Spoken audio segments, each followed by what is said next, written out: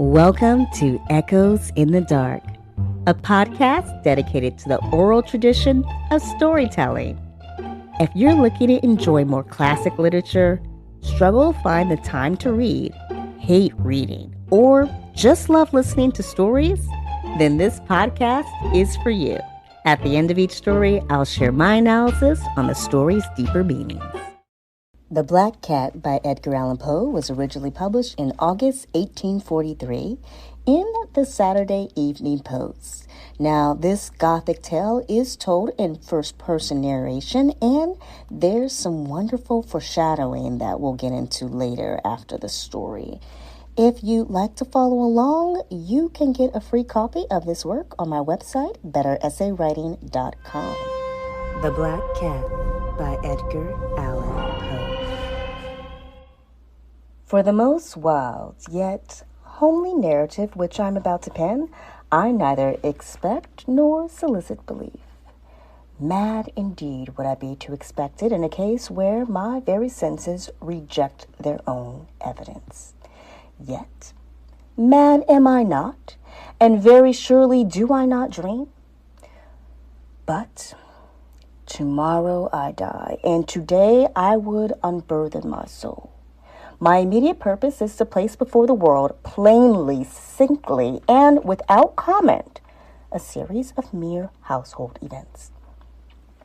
In their consequences, these events have terrified, have tortured, have destroyed me. Yet, I will attempt to expound them. To me, they have presented little but horror. To many, they will seem less terrible than baroques.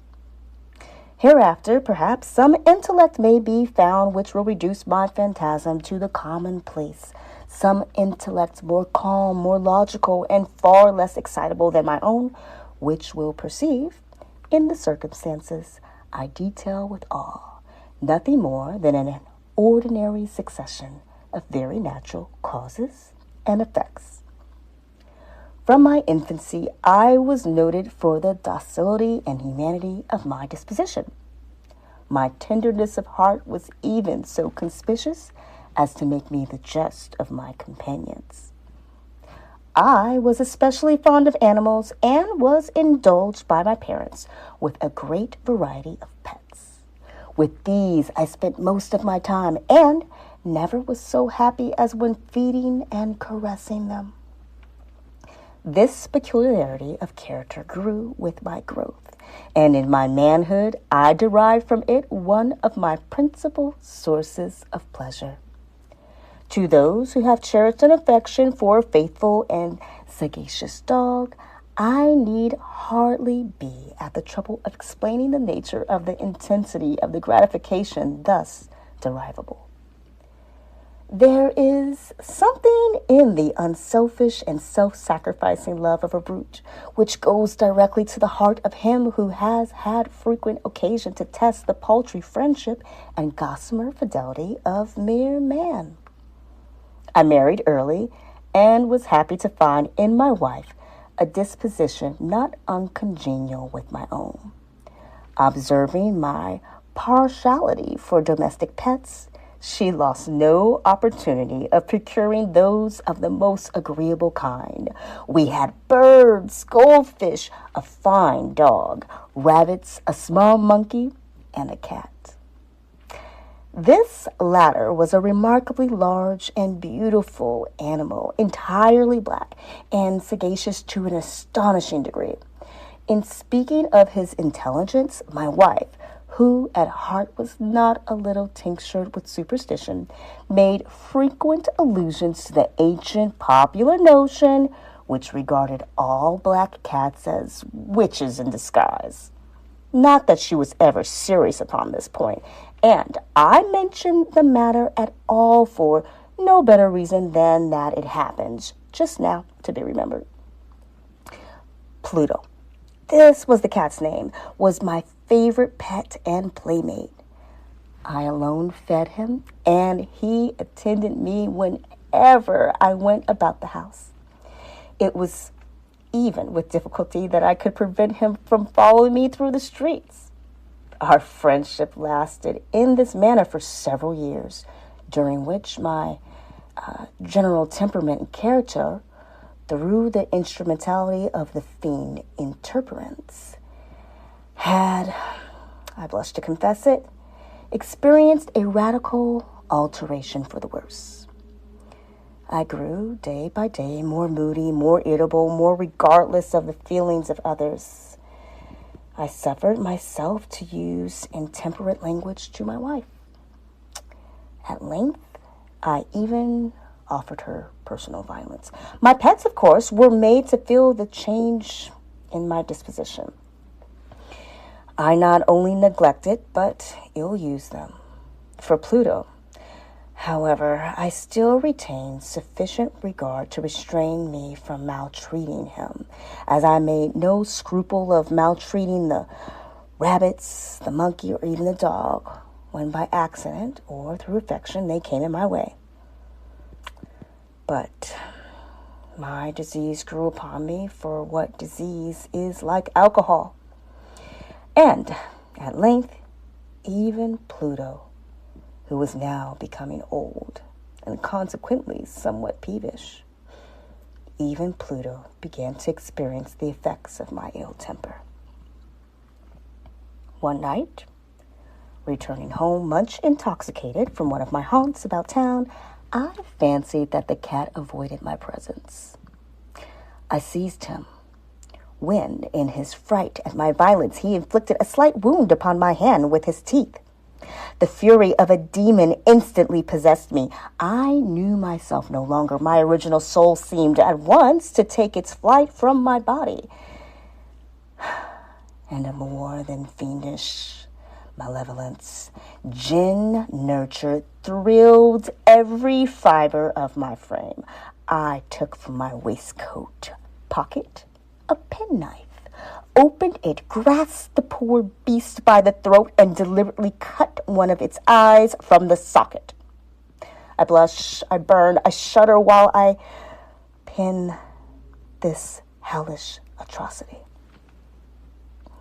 When reason returned with the morning, when I had slept off the fumes of a night's debauch, I experienced a sentiment half of horror, half of remorse for the crime of which I had been guilty.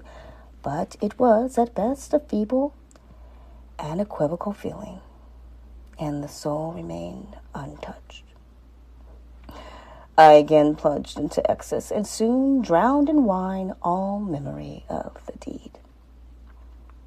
In the meantime, the cat slowly recovered. The socket of the lost eye presented, it is true, a frightful appearance, but he no longer appeared to suffer any pain. He went about the house as usual, but, as might be expected, fled in extreme terror at my approach. I had so much of my old heart left as to be at first grieved by this evident dislike on the part of a creature which had once so loved me. But this feeling soon gave place to irration, and then came, as if to my final and irrevocable overthrow, the spirit of perverseness. Of this spirit, philosophy take no account, yet I am not more sure that my soul lives than I am that the perverseness is one of the primitive impulses of the human heart, one of the indivisible primary faculties or sentiments which give direction to the character of man, who has not 100 times found himself committing a vile or a silly action for no other reason than because he knows he should not? Have we not our perpetual inclination in the teeth of our best judgment to violate that which is law, merely because we understand it to be such? This spirit of perverseness, I say, came to my final overthrow. It was this unfathomable longing of the soul to vex itself, to offer violence to its own nature, to do wrong for the wrong's sake only, that urged me to continue and finally, to consummate the injury I had inflicted upon the unoffending brute. One morning, in cool blood, I slipped a noose around its neck and hung it to the limb of a tree. Hung it with the tears streaming from my eyes and with the bitterest remorse at my heart. Hung it because I knew that it had loved me, and because I felt it had given me no reason of offense. Hung it because I knew that in doing so, I was committing a sin, a deadly sin that would so jeopardize my immortal soul as to place it, if such a thing were possible, even beyond the reach of the infinite mercy of the most merciful and most terrible God. On the night of the day on which this cruel deed was done, I was aroused from sleep by the cry of fire.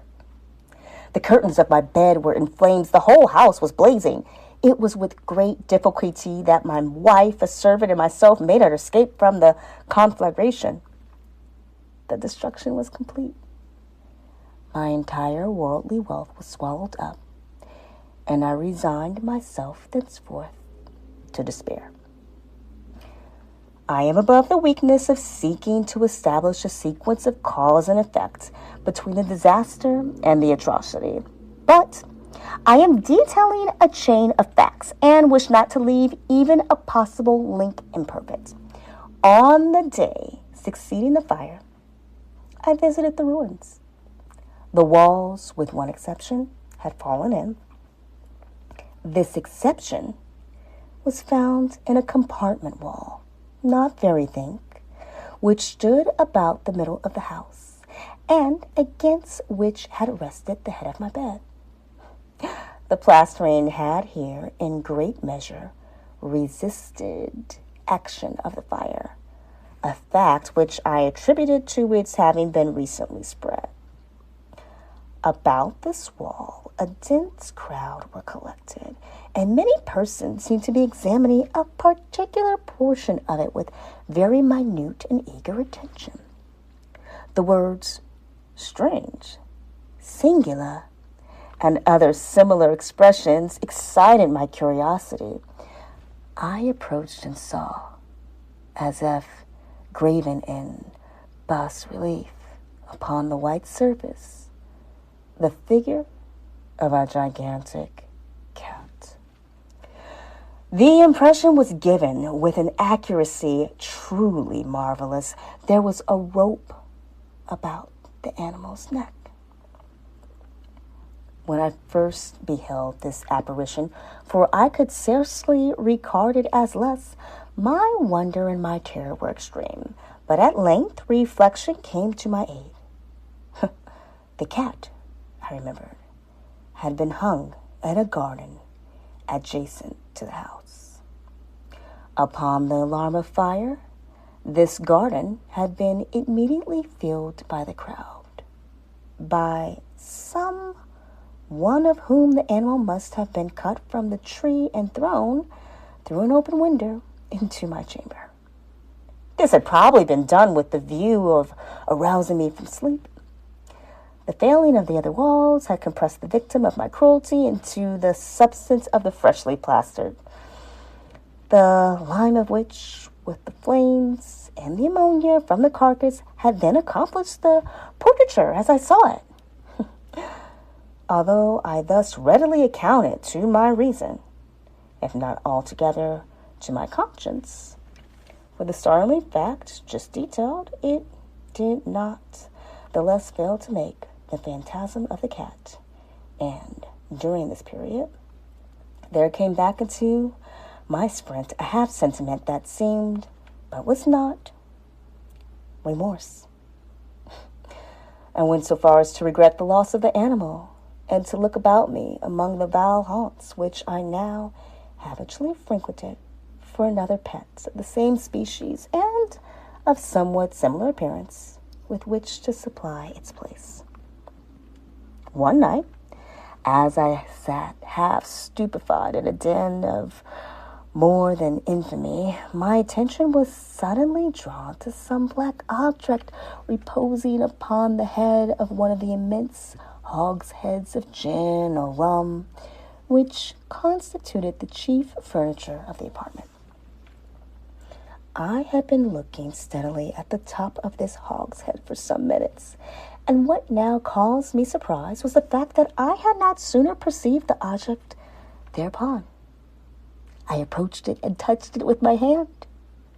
It was a black cat, a very large one, fully as large as Pluto, and closely resembling him in every respect but one. Pluto had not a white hair upon any portion of his body, but this cat had a large, although indefinite splotch of white covering nearly the whole region of the breast. Upon my touching him, he immediately arose, purred loudly, rubbed against my hand, and appeared delighted with my notice. This, then, was the very creature of which I was in search. I at once offered to purchase it of the landlord, but this person made no claim to it, knew nothing of it, had never seen it before. I continued my caresses, and when I prepared to go home, the animal evinced a disposition to accompany me. I permitted it to do so, occasionally stooping and patting it as I proceeded. When it reached the house, it domesticated itself at once and became immediately a great favorite with my wife. For my own part, I soon found a dislike to it arising within me. This was just the reverse of what I had anticipated. But I know not how or why it was. Its evident fondness for myself rather disgusted and annoyed. By slow degrees, these feelings of disgust and annoyance rose into the bitterness of hatred. I avoided the creature, a certain sense of shame and the remembrance of my former deed of cruelty preventing me from physically abusing it. I did not, for some weeks, strike or otherwise violently ill-use it. But gradually, very gradually, I came to look upon it with unutterable loathing and to flee silently from its odious presence as from the breath of a pestilence. What added, no doubt, to my hatred of the beast was its discovery on the morning after I brought it home that, like Pluto, it also had been deprived of one of its eyes. This circumstance, however, only endeared it to my wife, who, as I have already said, possessed in a high degree that humanity of feeling which had once been my distinguishing trait and the source of many of my simplest and purest pleasures. With my aversion to this cat, however, its partiality for myself seemed to increase. It followed my footsteps with a pertinacity which it would be difficult to make the reader comprehend. Whenever I sat, it would crouch beneath my chair or spring upon my knees, covering me with its loathsome caresses. If I arose to walk, it would get between my feet and thus nearly throw me down, or, fastening its long and sharp claws in my dress, clamber in this manner to my breast. At such times, although I longed to destroy it with a blow, I was yet withheld from so doing, partly by a memory of my former crime, but chiefly, let me confess it at once, by absolute dread of the beast. This dread was not exactly a dread of physical evil, and yet I should be at a loss how otherwise to define it. I am almost ashamed to own, yes, even in this felon's cell, I am almost ashamed to own that the terror and horror with which the animal inspired me had been heightened by one of the merest chimeras it would be possible to conceive. My wife had called my attention more than once to the character of the mark of the white hair of which I have spoken, and which constituted the sole visible difference between the strange beast and the one I had destroyed. The reader will remember that this mark, although large, had been originally very indefinite, but by slow degrees nearly imperceptible, and for which a long time my reason struggled to reject as fanciful, it had at length assumed a rigorous distinctness of outline. It was now the representation of an object that I shudder to name, and for this, above all, I loathed and dreaded and would have rid myself of the monster had I dared. It was now, I say, the image of a ghastly thing, of the gallows. Oh, mournful and terrible engine of horror and of crime, of agony and of death. And now, was I indeed wretched beyond the wretchedness of mere humanity, and a brute beast whose fellow I had contemptuously destroyed?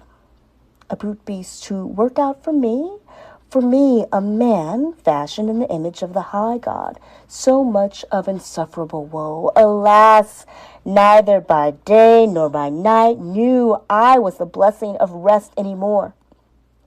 During the former, the creature left me no moment alone, and in the latter I started hourly from dreams of unutterable fear to find the hot breath of the thing upon my face, and its vast weight, an incarnate nightmare that I had no power to shake off, incumbent eternally upon my heart. Beneath the pressure of torments such as these, the feeble remnant of the good within me succumbed. Evil thoughts became my sole intimates.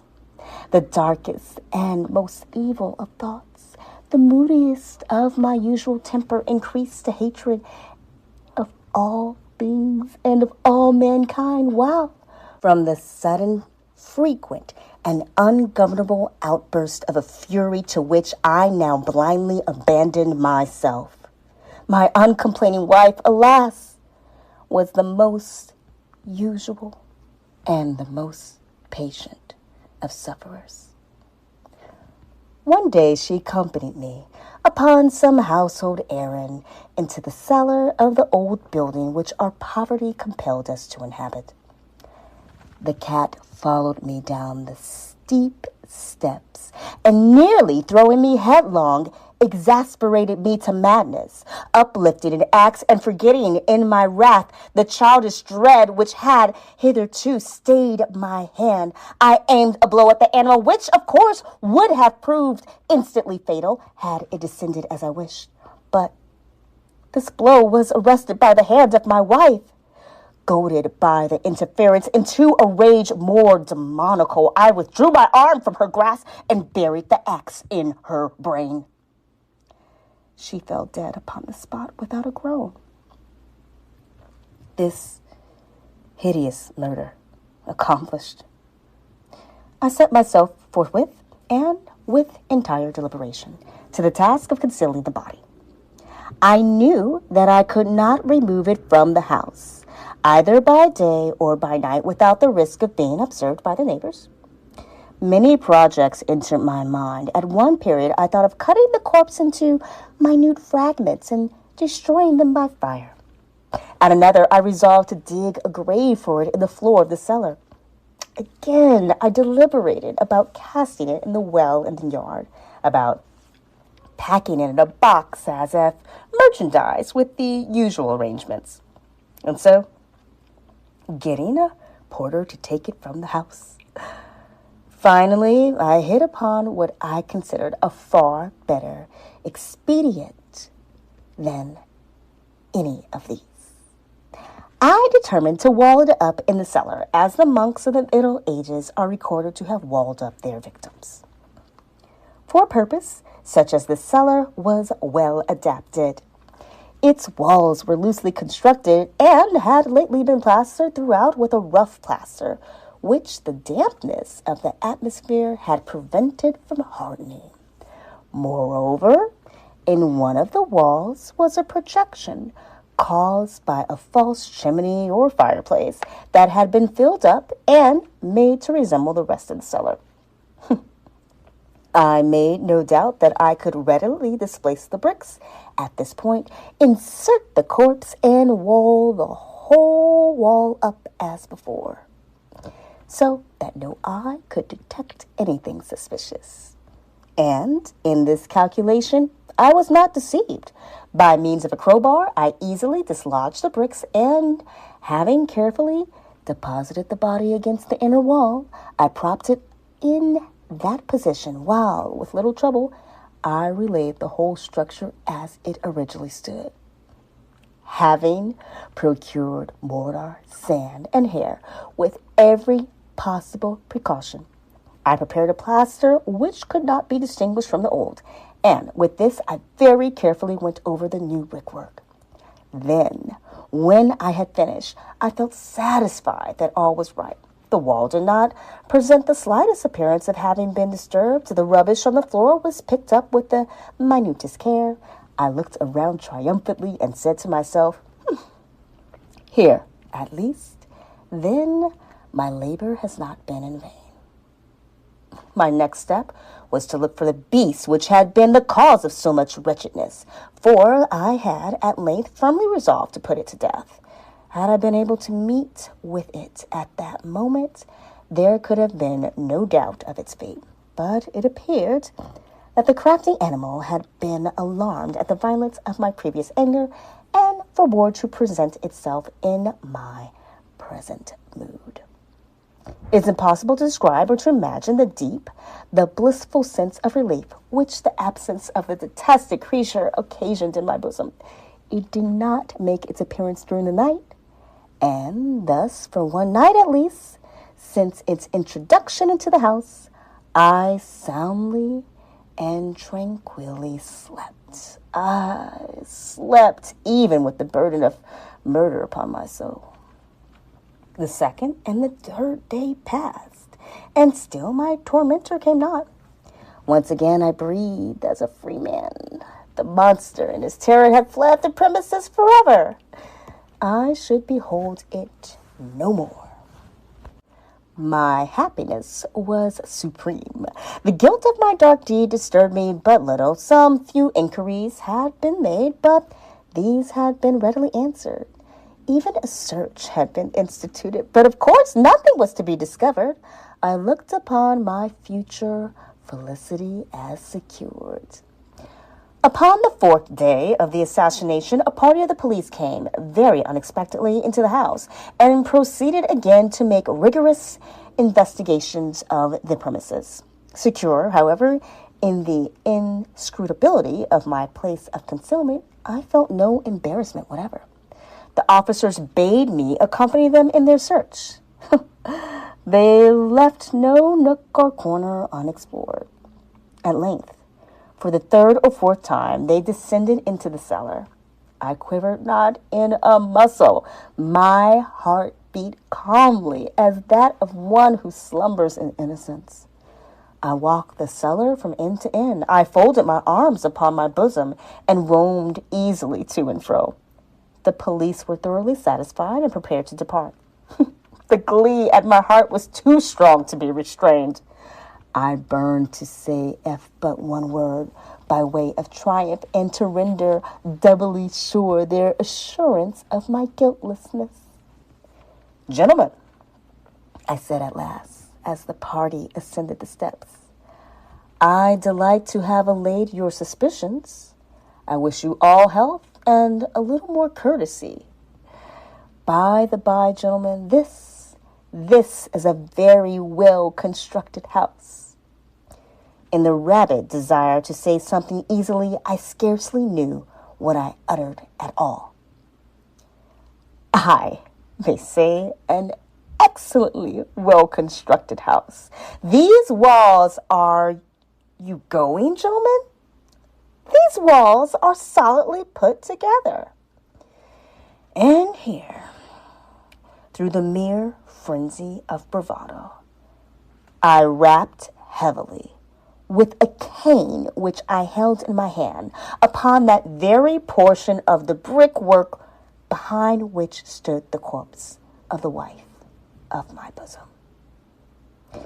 But may God shield and deliver me from the fangs of the arch-fiend.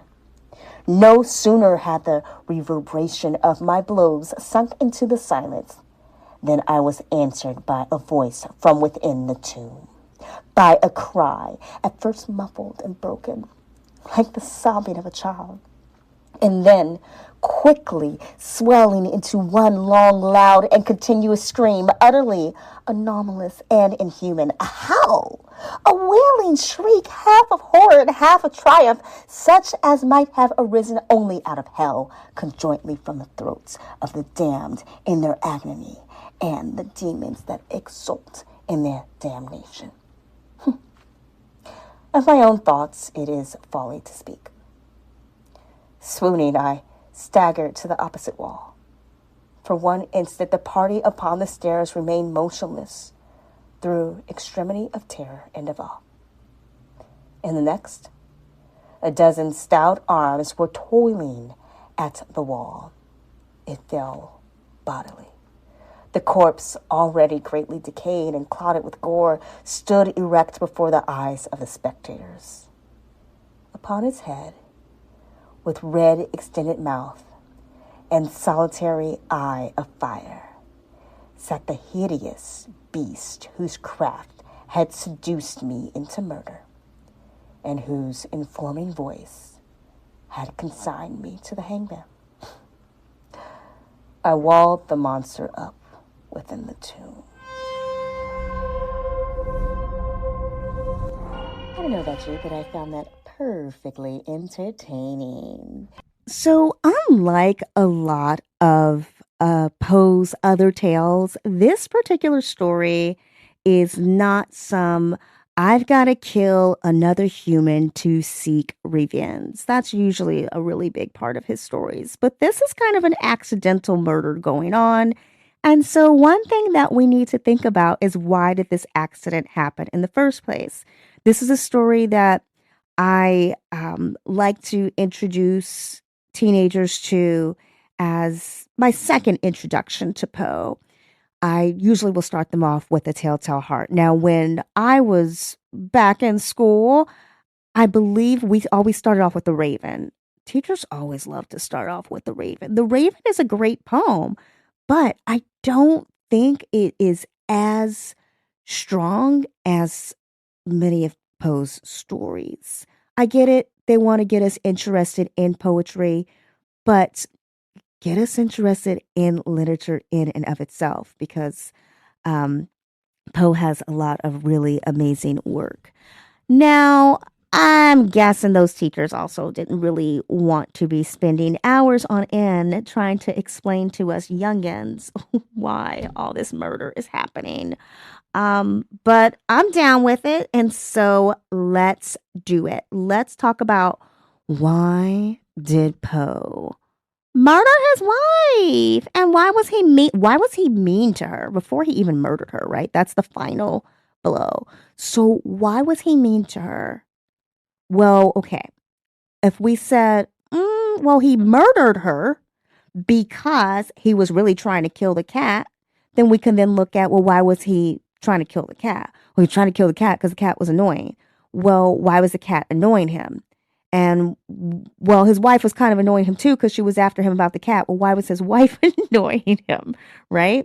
So we can kind of keep peeling back the layers. Ultimately, this cat didn't do anything to him other than annoy him, right? His wife didn't do anything to him other than remind him to stop being such a jerk.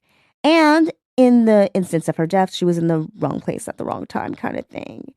So Poe is very good at having the narrator introduce things from his childhood. And he says up front that he was not like this as a child. As a child, he was kind to all animals. He loved animals. Animals loved him. And he was fortunate enough to find a wife who also loved animals and in turn loved him as well. So you get this idea of kind of like Noah's Ark or something, or one of those Disney movies where it's like, look, I am man standing before animals and all the animals will come to me. I think there was a Jim Carrey movie, Ace Ventura, Pet Detective. I think it's kind of like that, right? He's just laying it out there like, I am king of the jungle or something ridiculous. So what changes? Is it just adulthood? Absolutely not. And this is where I got into a bit of a debate with one of my students because I think the author makes it very clear what changes for him, which is alcohol, right? And I kind of went back and forth with the student. The student was like, well, you can say it's alcohol, but Poe doesn't really say that. I'm like, it's so in the writing.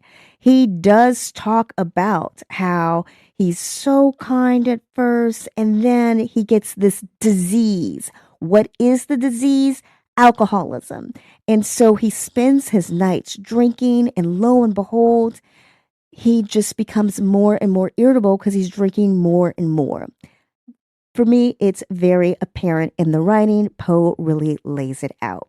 And this contributes to also to this kind of perverseness that he develops. And so there are times when we look at the Telltale Heart, right? You have the guy who becomes obsessed with this eye that it just keeps looking at him. He's fixated on it. And in this instance, we have our narrator who is he's developed this perverseness related to just being dissatisfied with everything. And, you know, that cat's just annoying, right?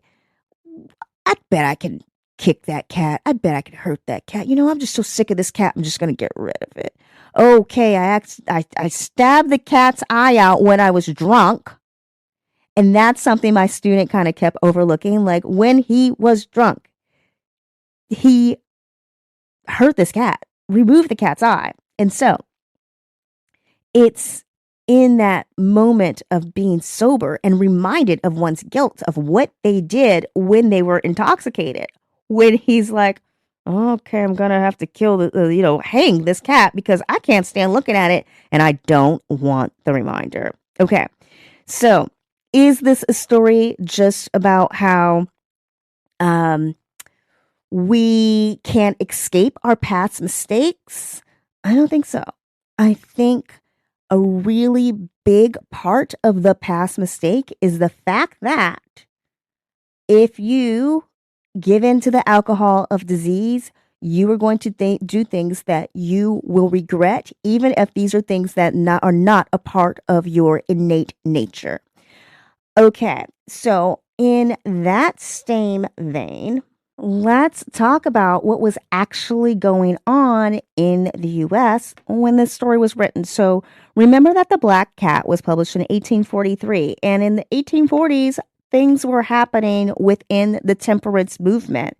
I want to actually mention that in 1840, the Washingtonians was founded. This was founded by 6 Baltimore alcoholics, and this movement focused on public confession and peer support of reformed drinkers rather than condemnation. So think of the Washingtonians as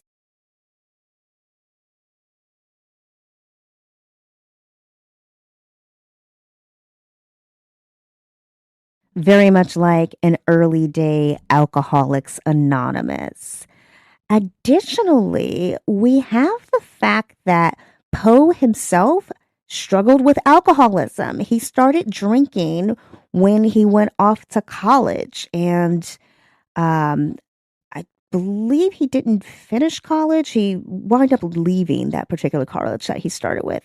And so he's got his own struggles with alcoholism. So there's a bit of Poe's own life in this. And in 1842, his wife became ill and wound up then struggling the next few years with tuberculosis. So we have his own issues with alcohol, being that he was a binge drinker. So he would drink hardcore and then like not drink and abstain and try to be good. And then we have the love of his life getting very sick. Um, and she manages to not thrive, but she does hang around for a few more years and doesn't pass until 1847. But that's got to be just a lot of pressure on him having to take care of this young wife who is sick, in addition to making sure that, you know, they can eat and all this stuff. And then you're trying to be a writer and stuff. So when we look at this story, it's really hard to isolate the fact of what's going on in his personal life as well as what's going on in society away from the actual text. Like this story really about this demonic cat that seems to come back in an incarnation of another cat. I mean, cats have 9 lives. Maybe it's really the same cat. It's not about a ghost cat. I kid you not, this story is not about a ghost cat. It is very much about a man who is struggling and not loving it. Okay, so we also have the lesson of don't be boastful, right? And when he starts off in a rather shy manner, letting us know that he's waiting in the gallows, right? He's going to be hung the next day. He has been sentenced to death. So I think this is a really wonderful start to the story. If you were being sentenced to death, this is great foreshadowing. This tells me up front, you did something bad. So what you do, I need to know about it. And then, of course, we are put into this kind of fairy tale like situation where it's like, oh, well, he was nice to animals. So what? You kind of forget. Poe does a very good job of allowing the reader to forget that this narrator is on death row. He is going to be hung the next day. Kind of like he hung the cat. Bump on up. Okay. So with that being said, we then get to the end in this boastful nature. So we don't start off being boastful. The story starts in a kind of humble, meek, yeah, I did something and I wish I hadn't. And then he kind of blames it on, oh, that fateful cat. But it's not the cat's fault. We all know this. And so we go on this ride with the narrator throughout the story. It's the cat just seemed to haunt him. But really, all of his drama and problems all happen when the drinking returns. And I do wonder how much Poe felt that about his own life. Like, did he somehow connect maybe financial woes or the illness of his wife with his own drinking? I don't know. There's probably a book on that somewhere. If you know what that book is, message me. Yes, there are tons of like biographies on Poe. But I want to not worry about that right now because exploring the story is so good. So let's keep with the story, which is to say that this sweet wife, I'm kind of like, lady, why did you not leave sooner? Maybe she had nowhere to go. Where were her parents? What was going on with her? Because she doesn't have much of a presence or voice in the story, other than the fact that she, like him, loved animals. And at times, she, like the animals, became victim of his abuse. And then we have her very present at the end where she's trying to stop him from, he's already like, I'm going to kill this cat. I'm upset. And what is she doing? Running around like, oh, don't be upset. Don't do that. And then he just takes an axe off the wall and he's going for the cat. Now, you would think she would be smart enough to know, like, that's not going to work. But whatever. We need to make this story happen, right? So, or maybe she's just really gullible and not using full logic. But yeah, he accidentally strikes her, and instead of calling an ambulance or being like, what have I done? He's like, oh, well, gonna have to get rid of her. Like, Very much like that cat that he hung earlier in the story. Ooh, it's got no eye. What have I done? Well, gonna have to get rid of that. And that's kind of his like problem solving skill is if I can't handle it, if I don't want to deal with it, I'm going to literally have to bury the problem, destroy it and bury it. And he does this, right? He does it with the cat. He does it with his wife. One could even say he tries to do it with the alcohol. What are my problems in life? Destroy and bury. Just bury them, get rid of them. But he is boastful in the end because the cops searched all up through that place. And just like in the Telltale Heart, when one's own conscience gives them away, in this case, it's not the feeling of guilt that gets the narrator caught, but it's his boastfulness in terms of, well, I sure tricked them. And he just had to knock on that wall. And of course, the cat screeches, and then they realize, let's take another look. Let's rip down that wall. And so he says, I walled the beast up, or I entombed the beast, or something to that effect. And that is very much representation of him trying to bury his problems. You bury them all inside, and you can go about your life pretending like everything is good, but at some point, you might find yourself in a situation, you will find yourself in a situation where you were just too proud, too boastful, and your entire house of cards will fall. And you'll bring your own downfall. You'll be the cause of your own downfall. And so ultimately, your own death. Just a little thought. I wonder if he felt a little responsible for his wife's death. I mean, she's fairly young when they got married. She was 13, I think, and he was 20. Ooh, he was 27. Wow. Okay. And so she passed away at the age of 24. Okay. So she was sick for 5 years. This story comes out 1 year after she has been sick. She's been sick for a year when this story comes out. So I'm wondering if he is thinking, partly blaming his own alcoholism, his own disease on her disease, and how he feels defenseless in doing anything to help her, and how maybe it makes him angry and he wishes he can get rid of it. I